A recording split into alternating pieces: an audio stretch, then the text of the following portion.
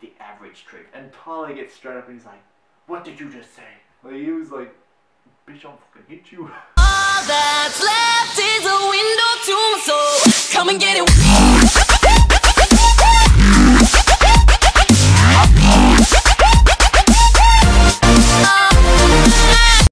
Hey guys, TheJaseDawg here, and welcome back to another This Week in WWE with TheJaseDawg. That's right, I'm at it again. So, if you haven't watched what happened this week, make sure you head on over to WWE Network and check it out now, guys. And while you're there, don't forget to check out PAYBACK. There were some fucking hectic matches. And I'll even leave the link for my PAYBACK prediction and result video in the description where now. So make sure you check that out, guys, and see what my recap of it was and my thoughts. Okay, so you've all been warned. So we're going to start with Raw. Here we go. So we started off with Kevin Owens versus Cesaro in a #1 contendership match. So the winner would, of course, get to face the Intercontinental Champion, The Miz. So they were going at it, and then they went outside the ring, and Cesaro threw Owens into Miz, I'm pretty sure he did, and then they went back in the ring, and then Miz jumped in there and hit Cesaro, so it was DQ, so Cesaro won the match, which was, I like Cesaro and Owens, but Miz hit him, so it was pretty much DQ. So I don't know if he's getting a shot at Extreme Rules. I have a feeling that it could be leading to something else. But then Owens and Miz started beating the shit out of Cesaro, and then Zayn comes down, levels the playing field, gets it off. Well, and then Zayn ended up holding the championship like Owens did the last week. No, at PAYBACK Owens did that, and then Zayn did it on Raw. So then we head into the next thing. There was a Golden Truth promo segment type of thing. Now, it's getting annoying that they're not tagging yet, but the way they're getting to it, it is so fucking funny. Like, if you guys do not reckon it is funny, what the hell? There's frosting. There's selfie shit. There's fucking, you know, mediocre jokes. It's fucking epic. But, so what happened was, Tyler Breeze and Truth was sitting there. Tyler Breeze is on his selfie stick, of course, and then Truth is on his little type of twig stick type of selfie thing with his phone duct taped to it. And Goldust walks up and he's like, oh, well, if it isn't the gorgeous Truth, or should I say, the average Truth. And Tyler gets straight up and he's like, what did you just say? Like, he was like, bitch, I'll fucking hit you. And, you know, they were going back and forth and shit like that, and then Fandango came up, and he was talking and shit. And, yeah, then it ended up, we head out to a match, Goldust versus Tyler Breeze. Now, this match ended up being pretty funny on the outside, with Goldust kind of getting distracted with Fandango's thrusting and R-Truth trying to do his bunny hop dance. But they just kind of distracted him. Tyler got the roll up 1, 2, 3. Tyler's like, yeah, I'm like, finally, I'm gonna win. I haven't had a win in ages. And yeah, Goldust kind of lost the match. It was pretty shitty for him, but oh well. And then that was the end of their segment, but they did have another segment on SmackDown, which I'll get to very soon. Then we had the Vaudevillains. We found out that the Vaudevillains will be versing The New Day, and will be taking championship at Extreme Rules. Yeah, because the fact that Enzo and Cass they didn't lose the match at Extreme Rules. Enzo got injured, they called the match off. By default, Vaudevillains get the win. But, oh well, Vaudevillains won't win it. I have a feeling that Vaudevillains will lose to The New Day, and then we'll have like a team like Enzo and Cass take it from them, or Anderson and Gallows.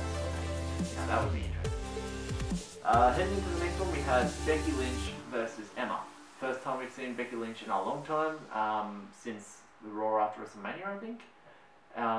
She's fully recovered from the big eye cut injury thing that she had. So the match was pretty insane. They were going at it. She was suplexing Emma around. Emma was doing some mad technical maneuvers onto her.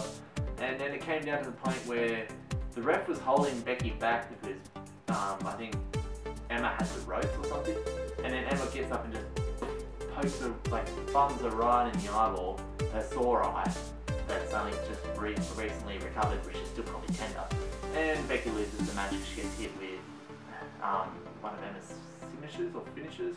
1, 2, 3, Emma gets the win. I was surprised that they made Becky lose, but maybe we're going to have Becky versus Emma at Extreme Rules. Now that would be a good kickoff show match, even though Becky and Emma aren't really kickoff show material, they're main show material, but WWE will put them as kickoff show if that does happen for Extreme Rules. Then we head into the next thing, Ambrose Asylum, and his guest today was none other than Stephanie McMahon. So she was out there talking, he was roasting her, he was, you know, he kind of started roasting her on the fact of how Roman physically attacked her with a spear at WrestleMania, which is violence against women, but WWE's like, oh yeah, we're PG, you know, we don't like the blood part, but yeah, we'll let one of our main people, one of our main women get speared by Roman, who's meant to be our main guy, the guy. But oh well, so yeah, they pretty much had a segment, Ambrose was roasting her, she was taking it, and then she turned around and she goes, you know what, Ambrose Asylum is cancelled. And he's like, he looks so shattered, and he's like, oh. So he grabs Mitch the plant and he walks off, and she goes, oh, but you know, we can't just have like a free spot, so I'm going to bring back the highlight reel. And then here comes Jericho, walking down the ramp, him and Ambrose face to face, and they start smacking the shit out of each other. And it gets into the ring, Ambrose throws Jericho in, slides in, should have known what was happening. Boom, code breaker. Then he kind of grabbed Ambrose Asylum's line, smashed it on Dean. Dean was out of the ring, and then guess what happened? Jericho grabbed Mitch the Plant and smashed it over the back of his head like a bounce. And that could have killed him. Not really, it was probably really piss weak. Plant material shit. But, oh, Dean got knocked the fuck out, and then Jericho was trying to stand over and tighten up his scarf, like, but yeah, so, rip for Mitch, the Plant. But heading to the next one, they were saying it was a 20-man battle royale, it was not. I counted, there was 15 people. 15 guys. WWE, stop making up the numbers. You said it was 20, but really there's 15 people in the thing, and it was the #1 contendership battle royale type of thing. 15-man battle royale for the US title. It came down to all 3 former League of Legends, League of Nations members, and Zack Ryder, and pretty much they ended up.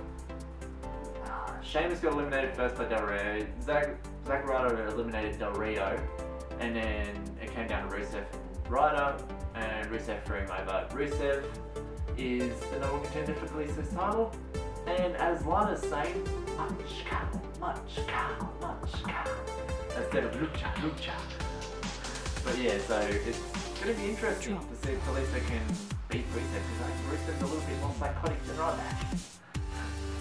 Then the next thing was the main event. It was AJ Styles and Luke Gallows and Carl Anderson against Roman Reigns and the Usos 6-man tag. Now this one was pretty cool. They went all out. Roman got taken out with the Boot of Doom over the barricade, and then an Uso got hit with a phenomenal forearm. 1, 2, 3. AJ gets the win like a boss.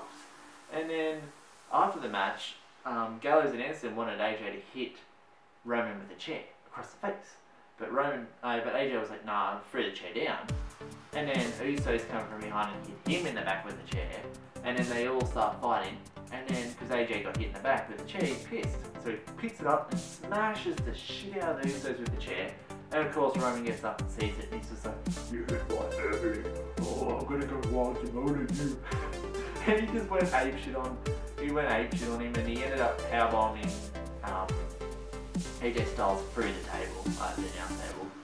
Trying to think he's like all cool standing on top of him, like, yeah, I'm the boss. And then we head into NXT. We had Samoa Joe out in the ring talking about how, you know, if anyone wants to try and stand up to him, you know, I'm gonna beat you down and then choke you out. And pretty much, it was like pretty much calling out anyone in the back that's stupid enough to come out. And then some music plays, and I was like, who the fuck is this? I have not heard this music before. And then across the screen, Eric Young from TNA. Now we all know that Bobby Roode and Eric Young have recently signed with NXT, so that is awesome. But Eric Young, I was not expecting him to wear the same gear that he was wearing on TNA, and it's awesome. He comes out. I really want him to go to the main roster and it'd be Eric Young versus Dean Ambrose. Now guys, that would be awesome. If you agree, hit that comment section up right now and agree about that bitch. Eric Young, he's just psychotic, and then Dean is a lunatic. It's fucking best for business. But yeah, he comes out and he gets all up in Joe's face. He's saying he's a title hunter. And you know, he's fought Samoa Joe before, and you know, he's not scared of him. So Joe pretty much tells him, you know, don't get in the ring with me ever again or you regret it. And then he walks off. So it's awesome that Eric Young is there. Heading into the first match of NXT, we had Austin Aries versus Ty Dillinger. Of course, Aries gets the win. Boom! Go Aries. And he was saying how he's kind of, when he signed, he was all hyped up. And then, like, all these other people have come along, like Nakamura, and then he's kind of starting to slide under the radar. And he's like, you know, I've got to kind of, I don't mind that, but I'm not going to stay under the radar. But he's most likely going to go for, I'd say probably Joe, eventually. Now, you know, you got Austin Aries on TNA, well, was on TNA. Samoa Joe was on TNA. Eric Young was on TNA. Now these guys, I love watching TNA. I still do love watching TNA every now and then. But the original TNA guys like Aries, Joe, Styles, Bobby Roode, James Storm, Eric Young, those guys are the ones that I love to see. And now that they are in WWE, it's epic. So, he won the match. No Way Jose came out after that match was done. And he had a match against some random. Of course, he got the win, so that's good for No Way Jose. It's good to see him actually going well. And then in the main event, we had Samoa Joe versus Eric Young. So I guess William Regal wanted to book the match, so he booked it. And it was Eric Young's NXT debut. And of course, they made him lose. Eric Young put up a good fight. He took Samoa Joe probably to the extreme. And then Joe ended up choking him out. Eric Young had the tap. He's been locked in that many times in TNA, so he's used to it. But he tapped out, and then after that was Joe wouldn't let go. Pretty much just choked him out. And yeah, Joe stood over him supreme. But I'm still happy that Eric Young's there. I'm not happy that WWE made him lose his debut, but I guess someone could do that. Oh well, hopefully he gets the title eventually. Hopefully a lot quicker than what he got with the TNA World Heavyweight title. Because that took him forever. And then we head into SmackDown. So we started with SmackDown with the highlight reel. And he had Sami Zayn out. They're talking about how he stole the title from The Miz. And it was a thief and shit like that. And we ended up having Miz come out and they were all smack talking. And then they started fighting. And then Owens came out? Yeah, Owens came out. Yeah, it was a bit of a brawl, and then it ended up coming down to Cesaro holding the title up himself this time. So I'm thinking maybe we'll have a fatal 4-way for them to win the title. Like Jericho's not involved, but maybe a fatal 4-way for them to win the title between Miz, Owens, Zayn, and Cesaro. Now that would be pretty cool. Then we head into, there was a Darren Young segment. Now, it was good to see Darren Young back on TV, but I didn't really get the whole point of it.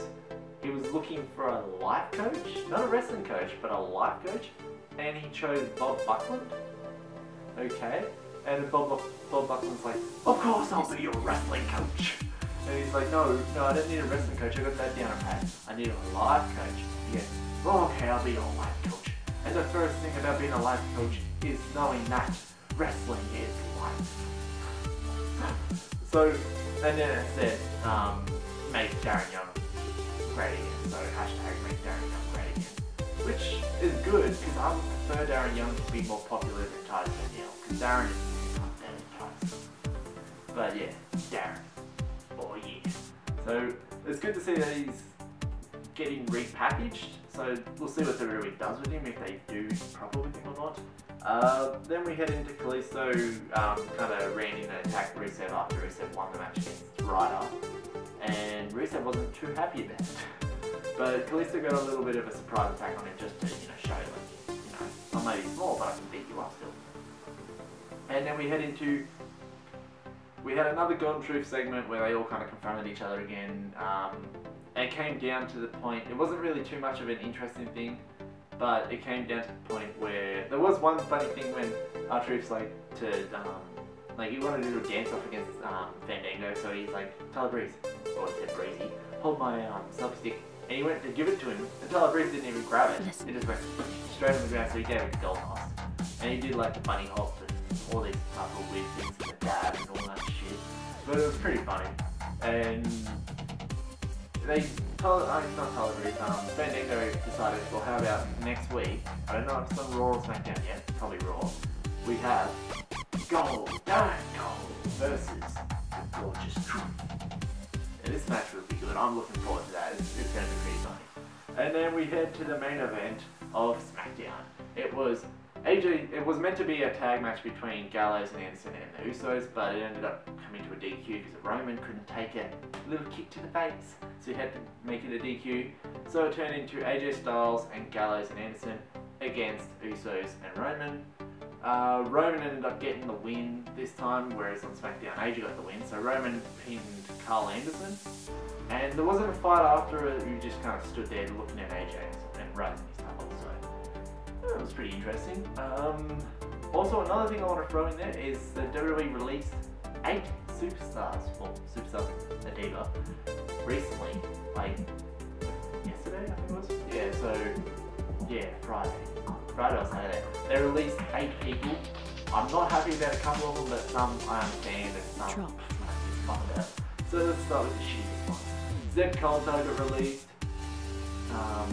Cameron got released. She wasn't doing shit on NXT. She was just getting beaten all the time. Zeb Colter wasn't doing shit. Alberto got rid of him. El Torito.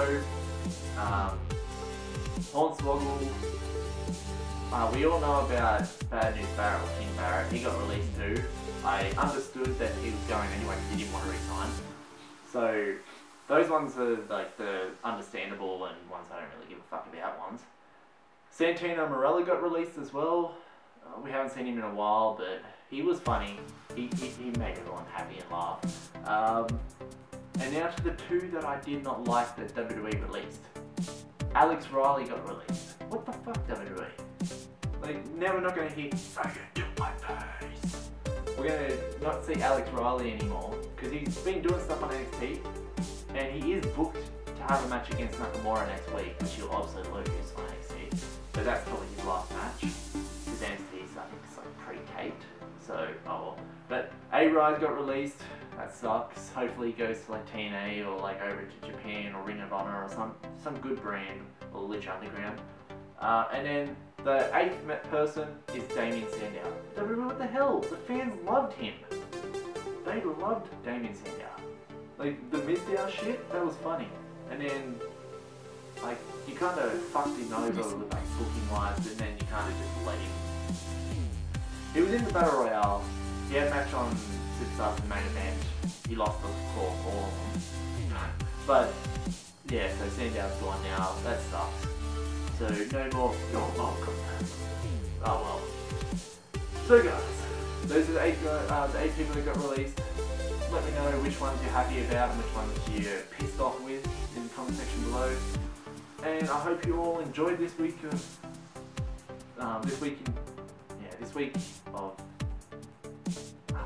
this week in WWE with the TheJaseDawg. Got tongue tied for a second there. Hope you all enjoyed it. Make sure to hit that like button hard if you did. But not too fucking hard. Don't break your computers. While you're here, hit the subscribe button and spread the word of TheJaseDawg to everybody. No. If you want to follow me on Instagram and Twitter, the links in the description down below.